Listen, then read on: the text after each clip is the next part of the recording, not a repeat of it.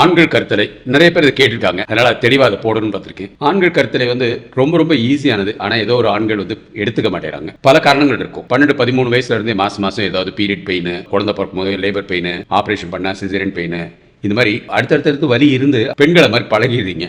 அதனால தான் எனக்கு தெரிஞ்ச ஆண்கள் வந்து ஒரு சின்ன வலி கூட அவங்க வந்து முன்னுக்கு வர மாட்டாங்க.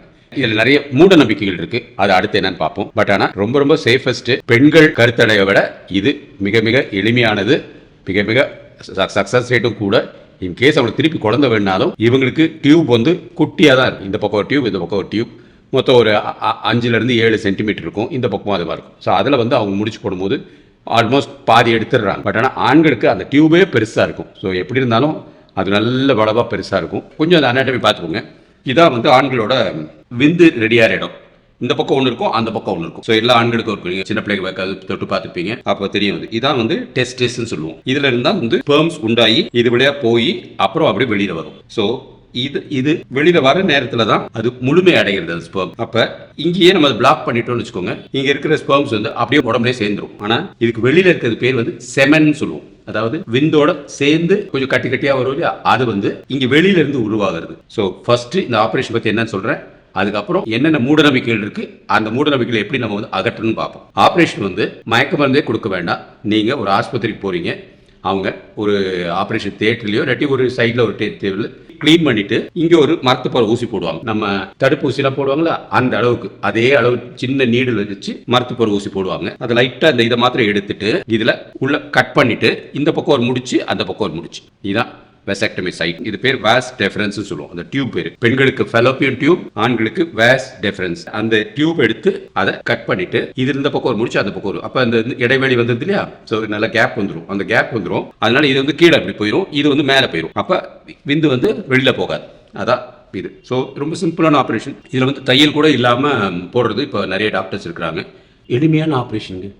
காது குத்துற மாதிரி காது குத்திக்கிறோம், மூக்கு குத்திக்கிறோம், தொப்புள் குத்திக்கிறோம், அந்த மாதிரி ஆப்ரேஷன். பட் ஆனால் நிறைய ஆண்கள் வந்து முன்னுக்கு வர மாட்டாங்க. காரணம் ஒன்னே ஒண்ணுதான், அறியாமை. ஃபர்ஸ்ட் இது பண்ணிக்கிட்டா உடலுறவு பண்றது குறைஞ்சிருமோ அப்படின்னு யோசிக்கிறாங்க. நம்பர் 2, இந்த விந்து வெளியில வருது அது ஸ்டாப் ஆயிருமோ அப்படின்ட்டு. 3வது, இதனால ஏதாவது கேன்சர் பாதிப்பதோ வந்துருமோ அப்படின்னு பாக்குறாங்க. 4வது, இது உடம்புல இருக்க ஹார்ட்டையோ இல்லாட்டி தான் வேலை செய்ய முடியாம போயிருமோ அப்படின்னு நினைக்கிறாங்க. நினைக்கிறது கரெக்ட் தான். பட் நம்ம மக்களுக்கு என்ன எடுத்து சொல்லணும், உண்மையை எடுத்து சொல்லணும். விஞ்ஞான முறைப்படி இதுல உடலுறவு பிரச்சனை எதுவும் வராது. எப்பயும் போல நீங்க எப்பயும் போல உடலுறவு இருப்பீங்க. எப்பயும் போல நல்லா ஹார்ட் ஆகும். எரெக்ஷன் சொல்லுவோம் இல்லையா, ஆண்களுக்கு அந்த இது அந்த காம உணர்வு வரும்போது அப்படியே ஒரு மாதிரி கல் மாதிரி ஆகுது இல்லையா, அந்த இது வந்து எரெக்ஷன் சொல்லுவோம். அது கட்டாயம் ஆகும். எஜாக்குலேஷன், அதுல இருந்து அந்த செமன் வருது இல்லையா, அது கட்டாயம் வரும் மனைவி கூட ஒன்னா இருக்கும் போது. 4வது, இதனால ஹார்ட்டுக்கோ இல்ல எதுக்காவது உள்ள பிரச்சனை இருக்குன்னா எந்த ஒரு பிரச்சனையும் இருக்காது. ஸோ இது முழுமையாக நமக்கு தெரிஞ்சுக்கிடுது. இதோட சக்ஸஸ் ரேட் எவ்வளோன்னு பார்க்குறீங்க, 100%ங்க. இதில் ஃபெயிலியர் ஆகுது வாய்ப்பே கிடையாது. ஏன்னா இந்த பக்கம் ஒன்று, இந்த பக்கம் அந்த டியூப் வந்து கீழே வந்துடுது, அதுக்கு மேலே வந்துடுது. ஸோ எந்த விதத்துலையும் இது ஃபெயிலியர் ஆகாது. 100% சக்ஸஸ் ரேட். இதை திருப்பி ஆப்ரேஷன் பண்ணணும்னாலும் ரொம்ப எளிமையாக பண்ணிடலாம். அது வந்து மயக்கமாக கொடுத்துட்டு நம்ம யூராலஜி டாக்டரோ இல்லாட்டி சர்ஜன் டாக்டரோ பண்ணுவாங்க. அவங்க இதை எடுத்து இதில் இருக்கிறத கட் பண்ணி இதையும் ஒன்றா சேர்த்துருவாங்க.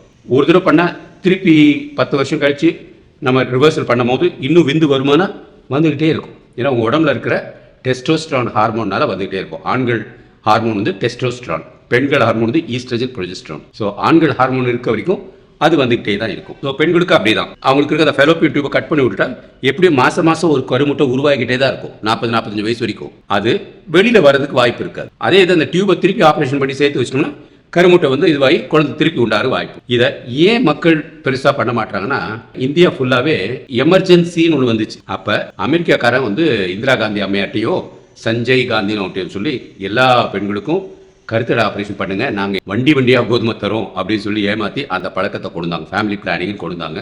அப்ப ஆண்கள் வேலைக்கு போவாங்க. ஸோ அவங்கள வந்து வேலைக்குள்ள போய் டிஸ்டர்ப் பண்ணக்கூடாது. பெண்கள் வீட்டில் தான் இருப்பாங்க. அதுவும் குழந்தை பிறக்கிறதுக்கு ஆஸ்பத்திரி போனோன்னா அப்படியே பண்ணணுன்ட்டு அதை வந்து இந்தியா ஃபுல்லாக ஒரு பரப்புனாங்க. இப்போ எல்லாரும் வந்து அதை கட்டாயமாக பண்ணி தான் ஆகணும் அப்படிங்கிற சிந்தனை இருக்காங்க. ஸோ அரசாங்கம் பண்ணது அந்த காலத்தில் நம்ம குடும்ப கட்டுப்பாடு அப்போ நம்ம ஏழ்மையாக இருந்த காலத்தில் பண்ண ஒரு ஸ்கீம் அது. அது இன்னும் வந்து பண்ணிக்கிட்டே இருக்கிறாங்க. அதில் பண்ணிக்கிட்டே இருக்கிறதுனால நிறைய பேர் இப்போ வந்து நிறைய வெயிட் போட்டுடுறாங்க. உடம்புக்கு முட்டு வலி வந்துடுது, கேன்சர் வந்துடுது, உடம்புல நிறைய பிரச்சனைகள் இருக்குது. ஏன்னா ஒரு குழந்தை 2 குழந்தை நிறுத்திடுறதுனால. அதனால ஆண்கள் ஃபேமிலி பிளானிங் பண்ணிக்கிட்டா இனிமேல் அந்த பிரச்சனை இருக்காது. ஆண்கள் பண்றதுனால அவங்களுக்கு சுகரோ பிரஷரோ எந்த ஒரு தொந்தரவும் இருக்காது. பெண்களும் வந்து அவங்க பாட்டுக்கு நிம்மதியா இருக்க போறாங்க. உடலுறவு எப்பயும் போல நார்மலா இருக்க போகுது. பெண்களோட ஆரோக்கியமும் நல்லா இருக்கும். அதனால வெசக்டமி ரொம்ப ஈஸியான ஆபரேஷன். அதை நம்ம சமுதாயம் ஏத்துக்கிறதுக்கு நம்ம என்னென்னலாம் பண்ணணுமோ பண்ணலாம். உங்க கணவர்கிட்ட நீங்க அதை எடுத்து சொல்லுங்க. மேல் வெசக்டமி இஸ் சிம்பிள் ஆபரேஷன், ரொம்ப எளிமையான ஆபரேஷன்.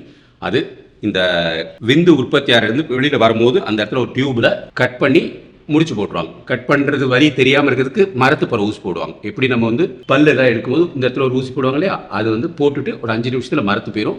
அதுக்கப்புறம் அதை எடுத்துட்டு பண்ணிடுவாங்க. ஸோ மயக்கமருந்து தேவை கிடையாது. இது 100% சக்சஸ் ரேட். இது யாருக்கு தேவைன்னா இனிமேல் குழந்தைய வேண்டாங்க இருக்கவங்களுக்கு தான். போதுமான நல்ல குழந்தை இருக்கிறாங்க அப்படிங்கிறவங்களுக்கு பர்மனன்ட் மெத்தட் இது. இதை போட்டுட்டு 6 வருஷம் கழிச்சு குழந்தை உண்டாகணும், திருப்பி ரீ ஆபரேஷன் பண்ணாதான் குழந்தை உண்டாகும். உடலுறவு எப்பயும் போல நார்மலா இருக்கும்.